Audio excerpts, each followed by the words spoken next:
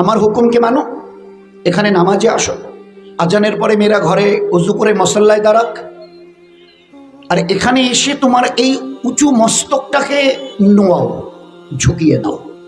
আমি আল্লাহ আমার ইজ্জতের কসম খেয়ে বলছি, যে যতটা ঝুঁকাবে তার ইজ্জত ততটা আমি বাড়িয়ে দেব।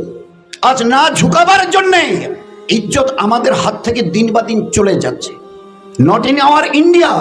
আমরা যদি ভালো করে লক্ষ্য করি, অল ওভার দ্য ওয়ার্ল্ড, পৃথিবীর কোথায় আজ আমাদের ইজ্জত আছে বলুন না? প্যালেস্টাইনের অবস্থা আপনারা একটু যারা খবর রাখেন বুঝতে পারছেন। দুধ পিতা হওয়া বাচ্চা হামাগুড়ি দিয়ে মায়ের কোলে উঠে আম্মিকে ডাকছে একটু দুধ পান করবে বলে, অথচ মা মরে আছে। Many mothers all they are dying position, মরে আছে। এ বাচ্চা তোরে জানে না, 2, 4, 6 মাসের 1 বছরের বাচ্চা কি বুঝবে সে জীবিত আছে মৃত আছে? অবস্থা দাঁড়িয়েছে। তো তোমাদের এই জন্য ডাকা হয়েছে আমার হুকুমকে মানবার জন্যে। আমি যখন বলি দাঁড়াও তো দাঁড়াবে, আধা ঝুঁকো তো ঝুঁকাবে, পুরোটা ঝুঁকিয়ে দাও তো ঝুঁকাবে। ফের দেখো তোমাদের ইজ্জত, ফের দেখে নিও তোমাদের হেফাজত, ফের দেখে নিও তোমাদের জন্য রহমত আর বরকত আসমান থেকে ওইভাবে পড়বে যেভাবে বৃষ্টি পড়তে তোমরা দেখো দিন আর রাত। আজ এই জীবন থেকে যতটা নিজেদের আলাগ করছি, এই জীবন ততটা বিচ্ছিন্ন হয়ে যাচ্ছে, স্ক্যাটার্ড,